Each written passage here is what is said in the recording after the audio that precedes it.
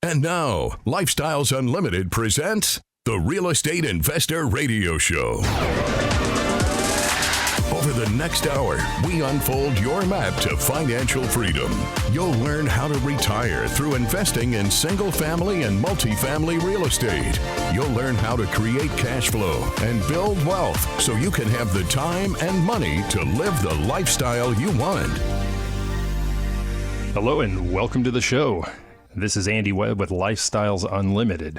And as always, we're working on your financial freedom. And I thank you for joining me today. Hey, if you have any questions, send those my way. You can email me at askandy@luinc.com. And I got to tell you, I'm finally doing another show from the road, another road show. We dusted off what we call the RV bunker, and we call it that because we drove this thing pulled it off the dealer's lot December 31st, 2019, right before you know what happened in February, March of 2020, COVID. And we spent a lot of time, out in the country, traveling, hunkering down in the RV bunker. And this is actually our first extended trip in the RV this year. My son's been playing sports and all that good stuff.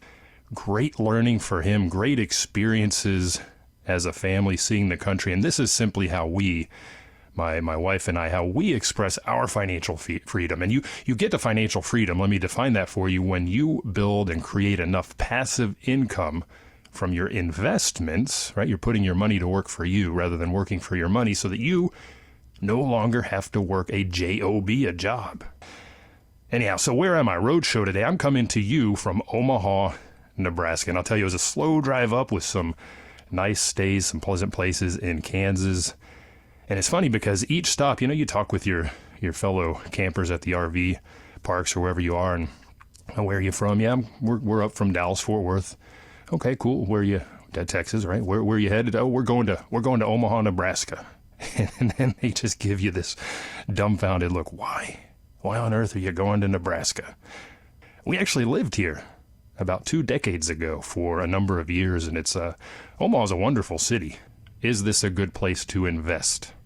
Now, we don't have Lifestyles Realty in Omaha or in Nebraska. We are in Kansas City, in Missouri, and in Kansas, just 3 hours down the road. So we're going to talk about that. And I had another thought tied to my visit here. What if you've not bought a rental house in a number of years, a few years, 5 years? Maybe it's been a decade or even longer. Should you just jump back in? And if not, what steps might you take first to be sure that you are indeed successful? Yeah, you've got experience, you've done it, but it's been a while. Just like I had to dust off the RV, it's been a while. And normally I try to bring on a local guest when I'm out on the road like this, somebody from the area, whether they're investing locally in that area where I am, or maybe they live there and they're investing out of state. For example, when we traveled to Colorado a few years ago, I had a number of guests on. Colorado is kind of an expensive place, so a lot of my guests were investing in other places, like in Houston, Texas, from Colorado, investing out of state. We teach you how to do that at Lifestyles Unlimited. When we were in Tennessee, we talked with a local guy about the market there. In fact, when we were all up and down the East Coast, we brought a number of local investors on, but I could not find anyone in my network anyhow, and it's pretty extensive, that had Omaha or other Nebraska connections that are investing. So hey, I'll tell you what, if you're listening to me now on the radio or maybe catching the podcast afterwards, and you do invest in Omaha or Nebraska, send me an email. Let me know how that is going. You can email me at askandy@luinc.com. I'd be very curious to hear. And if you want to catch any of those past road shows, want to hear about Colorado, want to hear about the markets where we're investing in Tennessee or South Carolina, North Carolina, maybe you want to hear about Texas, where I just drove from, go to lifestylesunlimited.com and you can click on the radio tab. You can find all of our past shows there, or you can go out to any of the podcast apps and look for the Lifestyles Unlimited Real Estate Investor Radio Show and hear what we're up to there. And while you're there, you might want to think about doing your own road trip. While you're at the website, lifestylesunlimited.com, be sure to check out the link for the Wealth and Passive Income Expo, because that is coming up really soon. That's going to be in October, October 2nd to the 5th. That is in Irving, which is between Dallas and Fort Worth, my area where I normally sit. Irving, Texas, again, October 2nd to the 5th, 2024. And there are thousands of investors. Maybe I'll find someone from Nebraska there. I think odds are pretty good. When you have 5,000 investors in one spot, it's pretty good chances. But you can learn more at our website, or you can text the keyword EXPO, E-X-P-O, to 88007 and get a link to register and learn more there. And unfortunately, I couldn't find any of our members that are in the area to bring on. We'll see. I've got somebody I'm trying to line up that's just down the road in Kansas City that's talked about investing here in Omaha, so maybe they can share some of their insights. And that's the question I want to answer. Should you invest here? Is it a good market? Right? Nebraska. Right? I'm from Texas. That's the Lone Star State. We're here in Nebraska, the Cornhusker State. Yeah, and that's what you get, right? Omaha is on the far eastern side of the state, and when you head west towards Colorado, that's what you see for the most part, right? Corn, soybeans, farming. In fact, that's why I was here 2 decades ago working for a farm equipment manufacturer, building combines, balers, all that fun stuff. So what about Nebraska? Is it a good place? What about Omaha? Well, you do your own due diligence. And if you are a member at Lifestyles Unlimited, or if you become one and you are interested in investing out of state, we teach you how to do that. You know, I was at the Midwest Summit just down the road in Kansas City about a month and a half or so ago, and we talked about those very things: finding contractors, finding properties, managing the rehab process, all the things you might want to do remotely. So if you're on the coast where it is typically expensive and people there do invest out of state, you learn how to do that. We have got a lot of members investing remotely right now in Kansas City, in fact. So what about Omaha? What about Nebraska? It is, doing my research before the show, it is a lot of sites, a lot of information out there deems it as moderately landlord friendly. Now, best thing you can do is talk with the local jurisdictions, the local municipalities where you're thinking about investing, see if there are any special things you need to understand. If they have a property code like we do in Texas, get a hold of that, see what the requirements are. But moderately landlord friendly sounds good, right? Seems to be leaning more towards landlords, which is good for us if we ever have to take action to get somebody out of a property. They do seem to have reasonably robust eviction laws. Now, it doesn't have a huge population. Like I said, Omaha, Lincoln, Nebraska, the capital here on the east side of the state. When you head west, not a lot out there, right? The entire state population in 2022 was 1.97 million, under 2 million. Now, if you're in Texas like I am, just by comparison, the city of Houston, just the city of Houston proper in 2022 was 2.3 million. Mind-blowing. Dallas-Fort Worth, where I reside, 6.6 million in 2023, and growing. Houston, growing. What about Omaha? What about Nebraska? Well, actually growing as well. The state population increased 20% from 1990 to 2020. That's a pretty big jump. Now, a little over half of that population, would we say almost 2 million in 2022, a little over half of that is in the Omaha metropolitan statistical area. That includes Council Bluffs, which is on the other side of the Missouri River there in Iowa, but a little over half of the population is in the Omaha MSA. But it's been growing pretty well as well. The decade to 2020, the most recent decade that was measured, up 11.8%. The decade to 2010, the prior one, 12.8%. Before that, 13.1%. To 1990, the decade, 15% growth, and so on. Very positive growth. So those, again, thinking about Nebraska and Omaha as a place to invest, those demographics are good news for rental owners. And when you are making a foray into another market, whether it's Omaha, whether it's Kansas City, whether it's Carrollton, Texas, or Hearst, Texas, or whatever, one of the little cities around the mid-cities in the DFW Metroplex, do your due diligence and figure out, is the population going up or is it going down? I don't want to see it going down. But here it's going up and up and up. And those demographics, like I said, are good news for rental owners, for investors. Now, as you head into the city of Omaha, we're actually camped a little bit south of the city in a little town called Papillion, in a little nature preserve area. But we headed into the city, and as you go that direction, it is older stock, right? The houses are a little bit older. It's not unlike what I saw in Kansas City. And by the way, I did a show about the Kansas City Midwest Summit and the road trip I took there in June. You can find that on our website if you go to lifestylesunlimited.com. That was July 12th. But we talked about Kansas City as a market. In fact, I had a special guest on to educate us on that market. But here in Omaha, what we're seeing is that older core. And with the Missouri River on the east side, what is it doing? It's naturally expanding west. And I was just floored. Again, we've been gone for 2 decades. We came up once, maybe 10 years ago, for a quick visit. But the expansion outward is tremendous. Again, we drove up from the south, and just the residential construction that's going on here is tremendous. But housing, again, coming from Dallas, Fort Worth, Houston, where the prices are up a bit, housing is relatively inexpensive here. It's 15% cheaper than the U.S. average. So that means I can get in for a better price. I looked at some of the home prices. Here where I'm sitting around here, there's some really big McMansions. Ooh, I don't think I would buy these, but if I go back to the core, a lot of people want to live there because that's where the industry is. The price points are still pretty good.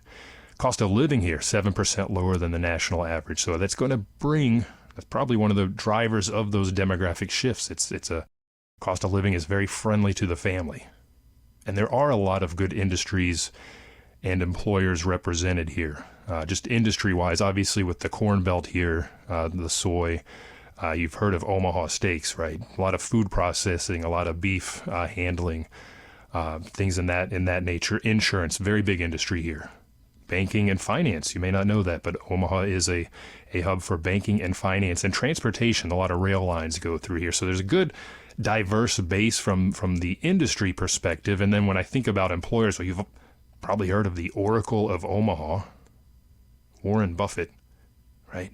Berkshire Hathaway, big employer here. big company. We're not too far from Offutt Air Force Base. That used to be the Strategic Air Command. So we drove past it, big airplanes sitting out there on the runways, big employer. Union Pacific, right? Talk about the transportation. TD Ameritrade, Valmont Industries, Cabela's, actually headquartered, not here in Omaha, but down the road in Sidney, Nebraska, heading out towards the Nebraska Panhandle.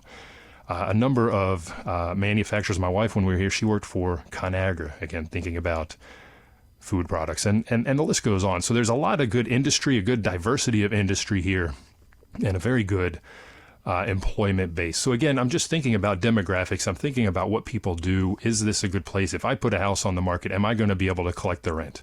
Am I going to be able to collect good rent?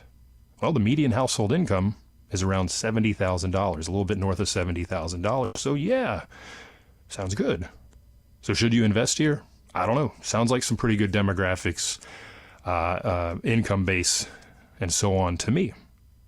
And I did talk, like I mentioned, I talked with a lead investor from Kansas City, actually at the last Wealth and Passive Income Expo, and he's done some lead investments on apartments in Kansas City. His son, by the way, has as well. I'm trying to have him and his son on the show in the near term so we can hear a little bit about how that family dynamic works. But I asked him, I said, have you considered Omaha? He said, absolutely. He said, absolutely. It's 3 hours up the road. Not far. Good market. And again, speaking of the expo, if you want to learn more, text the keyword expo to 88007. I know I threw that out there already. I don't want to overdo it, but really is a good place to go. Really is a good place to learn. And we're going to head into a break. When we come back, I want to talk about, what if you've invested in the past, but it's been a while? What does that mean? Does it mean anything? I don't know. We'll talk about it. Stay tuned.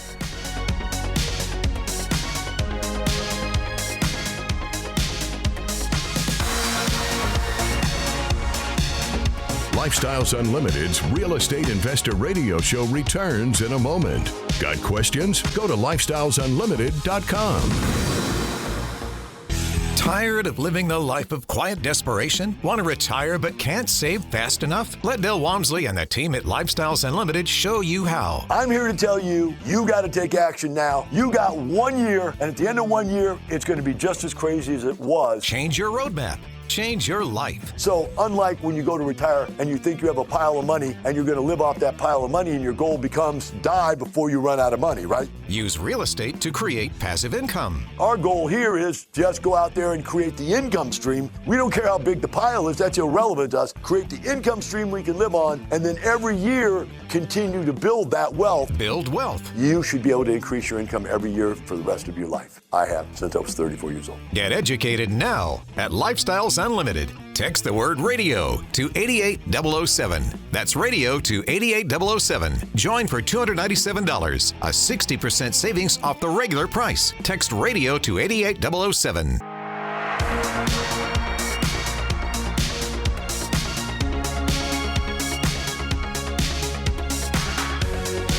creating the lifestyle you've always wanted.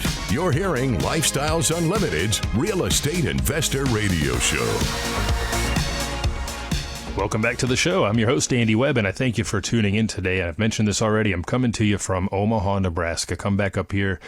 We owned a house here actually a couple of decades ago. I'm going to tell you just a little bit about that to drive home a very important point. And you may be asking yourself, okay, well, why invest in real estate at all? Well, that's how I got my financial freedom. That's how I got retired at the age of 47. That's how my wife retired years before me, is because we built a portfolio of single family houses that were kicking off cash flow. Yeah, cash flow. That's the big thing that retired us. We have other members at Lifestyles Unlimited that retire on apartment investing or some mix of both. You can absolutely do both. But if I think about houses, I want you to remember this point. We make money 5 ways on our houses. And I'm going to give you, I want to lead with an example that we don't typically stress. We don't underscore the fact that we do have and enjoy appreciation on our properties. It's icing on the cake. When I buy, I'm buying for that cash flow that I mentioned and a number of other things I'll mention briefly. But appreciation happens. And I want to tell you, we bought a house here in Omaha when we were living and working in the area back in, I believe we bought it in 2005. And I know for sure that we sold it in 2006. And we moved to Germany at the time. Drove our sale, but this was a beautiful Tudor style house built in 1926. Had those sweeping, very peaked roofs, a slate roof at the time, 2 stories above ground, and then this huge partially finished basement. The total square footage I think worked out to be about 2,200 square feet or so, 3 bed, 2 bath, plus whatever was in the basement there. And again, we had to move, or we elected to move with my company over to Germany, and we sold in 2006, middle of the year, for $175,000. Okay. We're able to eke up a little bit of a profit to cover our transaction costs. It was a very short hold period, but get this, just a couple days ago, drove past, wanted to see we loved that house, wanted to see what it looked like, happened to check, and this is not a non-disclosure state, so you can see sales prices. This house just happened to sell this year, just a couple of months ago, for over $400,000. Now, do I wish I had held it? Knowing what I know now, yes, absolutely. But we saw that appreciation. This thing doubled in value in 18 years, and we say it all the time. Real estate doubles in value in usually about 20 years. Bam! I know it's anecdotal, it's one data point, but I think if you look at other properties in the area, you're going to see the exact same thing. We talked about the reason why, the demographics, the people moving here, that's pushing up the pricing.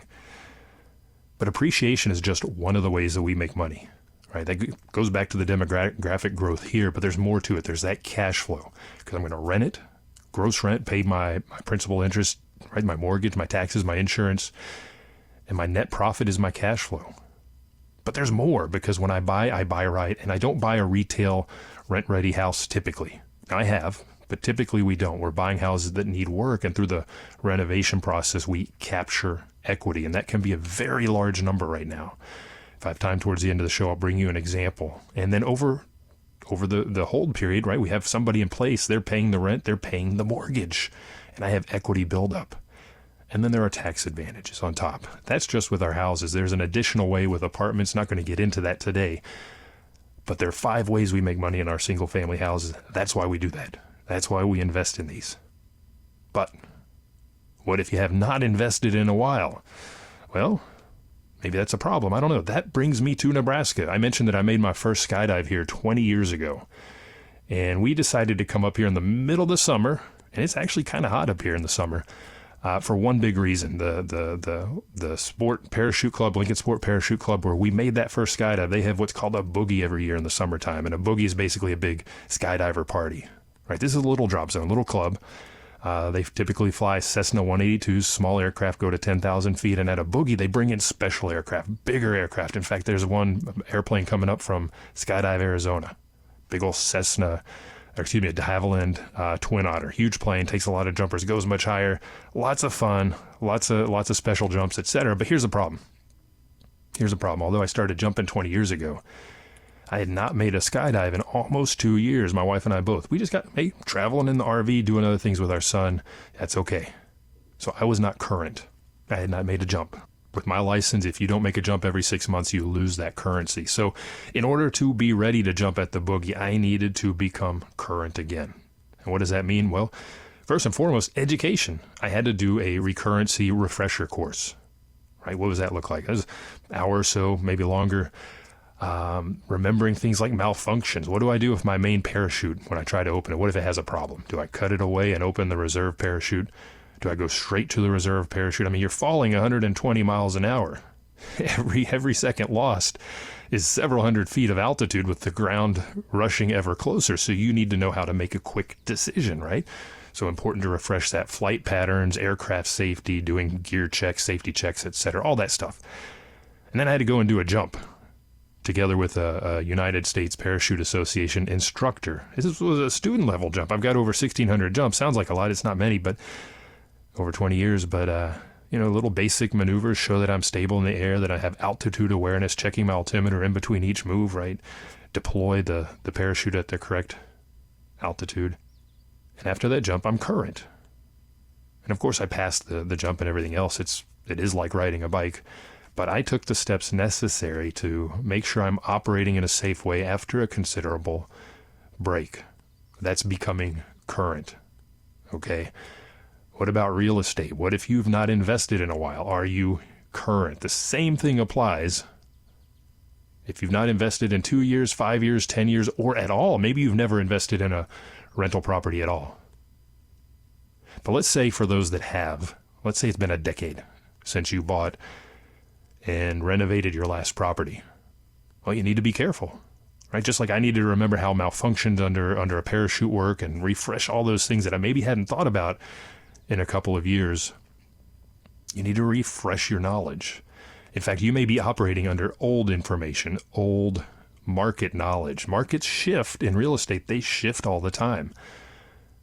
All real estate is local, by the way, as well. So if you've been investing in a different state and now you're thinking about Omaha, Nebraska, or Knoxville, Tennessee, somewhere else in Georgia, wherever we have realty, wherever we are active at the moment, doesn't matter.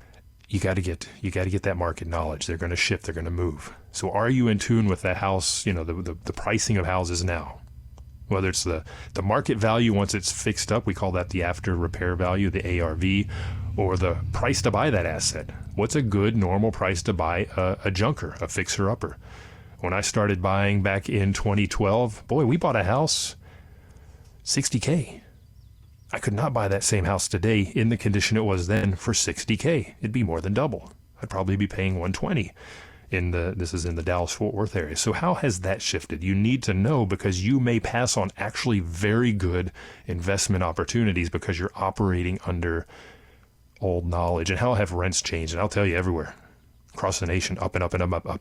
Presidential election coming up, they're going to talk about that. So important market information, you need to make sure you're in tune with that. And for those that are doing renovations, this may be even more important. How have the renovation costs changed? The rehab costs, the cost to put in an air conditioner system, the cost to put on a roof, the cost to lift the foundation if you have to do that. And again, a good way to do that is to find an education and mentoring group like Lifestyles Unlimited, and we teach you everything you need to know. Right? We have a 2-day financial freedom seminar that you can do this online, or you can, if you're near one of our offices, go and do this in person. Talk all about investing in single-family houses on day one, all about investing in apartments, whether as an active owner, a syndicator, or as a passive investor. We teach all that on day 2. You can learn more at our website, lifestylesunlimited.com. And it's interesting, as I was getting current again as a skydiver, I started thinking about something in particular. There's a concept in skydiving. It's called a sight picture. And it just means you immediately can judge something by looking at it. And to give you a kind of a rough example, when I was making my first jumps 20 years ago, we were surrounded by cornfields and soybeans, and I got used to the sight picture of hitting the brakes on my parachute when my feet were about on level with the top of the corn plants. Worked great. Had great landings every time. Sight picture worked for me. There's the corn, hit the brakes. There's the corn, hit the brakes. One day I went out, they had harvested the corn. The plants were gone. When I came down on that next jump, that first jump, I hit the ground hard because I was used to that sight picture of the corn, the corn stalks. Bad example in my case, right? Well, the same thing happens in real estate. Sometimes you just walk a house and you know this is a winner. This is it. How do you know? Site pictures, because you've seen a dozen or more houses just like it. You know how the renovation budget was. You know what the ending market value was. You know what the cash out of pocket was. You know what it rents for. I love this about Lifestyles Unlimited. Members do this by going to special events. These are, for example, in the Dallas-Fort Worth area, we have these monthly. It's called a single family road trip. Before I bought my first rental house, I'd been out to easily half a dozen, maybe more of these, often going to multiple houses per trip. What were we doing? We're walking this house that's dilapidated. They've bought it. They're starting to repair it. We see the budget. We see what it looks like now. We may come back weeks or months later and look at it when it's done. Hear the numbers, right? Do that multiple times per road trip, even just one, dive in a little deeper, right? You hear the numbers, you see the renovations, you hear the numbers, that repetition starts to form, and you develop that site picture.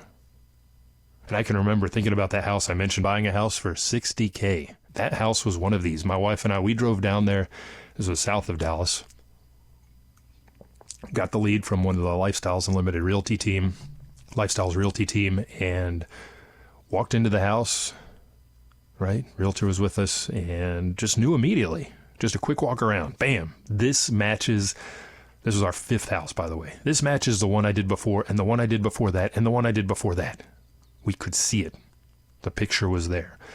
If you have not gotten that experience, you do it by going to things like the single family road trips. That's how you build that repertoire, so to speak. And I would add to that just simply, it's not just going into the houses to get the renovation budget right. It's analyzing investment opportunities regularly. Similar to, the site pictures, the actual building itself. We're staying in tune with the numbers, the market numbers more broadly by taking advantage of, I get email blasts from the realty team across the nation, Tennessee, South Carolina, North Carolina, Georgia, Kansas City, all across Texas, all the time. And I'll look at these and I'll dive in. And by doing this regularly, by analyzing investment opportunities regularly, you stay in tune with the numbers. You see when the market starts to shift. You see what kind of equity capture are we getting right now? What's the cash flow look like? So for example, I got a blast not too long ago from one of the realty team out of Dallas. 1953 build house. I happen to own a number in that age. That's great. Typically pier and beam. I love those. 3-bed, 2-bath, 1-car garage. After repair market value, he's already done the analysis for me. $210K. By the way, they tend to be conservative, those realtors that we work with. Suggested price, $155. So there's about, what is that? About a 40-55 spread there. Estimated equity capture. So when I buy this house and do the renovations, I'm going to create, just out of thin air, $30,000 in equity. My cash into it is estimated to be about $25,000. So all told, my equity buffer will be about $55,000. But what do you hear there? $25,000 into it, creating an additional immediate $30,000 in equity capture. That's over a 100% return. One of the reasons why we do this. Now we're going to put someone in there. They're going to rent it. They're going to pay a rent every month. And my cash flow on this is projected to be close to $300 every month into my pocket. That's a 12.9% cash on cash return. Where else are you getting that? So we got cash flow. We've got over a 100% immediate return on our equity. We're going to have equity build up through the process. And by way of my house that I mentioned here in Omaha, values double in about every 20 years. This one did in 18. So tremendous ways to make money here. But if you're not current, if it's been a while, if you've never done it at all, get an education, get re-educated if it's been a while. And you can do that at Lifestyles Unlimited. Go to lifestylesunlimited.com. While you're there, check out the expo. Be sure to come down to Dallas. I'd love to meet you. If you're from Nebraska, I'd love to meet you. Love to hear how it's going. And just learn more about what we do there. Great opportunities out there in the market right now. Over 100% return. Phenomenal. Hard to beat. Well, thank you for tuning in today. I'm going to go out and enjoy our time here in Omaha, Nebraska. You have a wonderful day. And remember, it's not the money, it's the lifestyle. The information and opinions you hear on the Lifestyles Unlimited Real Estate Investor Radio Show are those of the hosts, guests, and callers. The Lifestyles Unlimited Real Estate Investor Radio Show is for entertainment purposes only. Please consult a professional regarding your personal investment needs. Nothing presented constitutes an endorsement, recommendation, offer, or solicitation to buy or sell any product or security.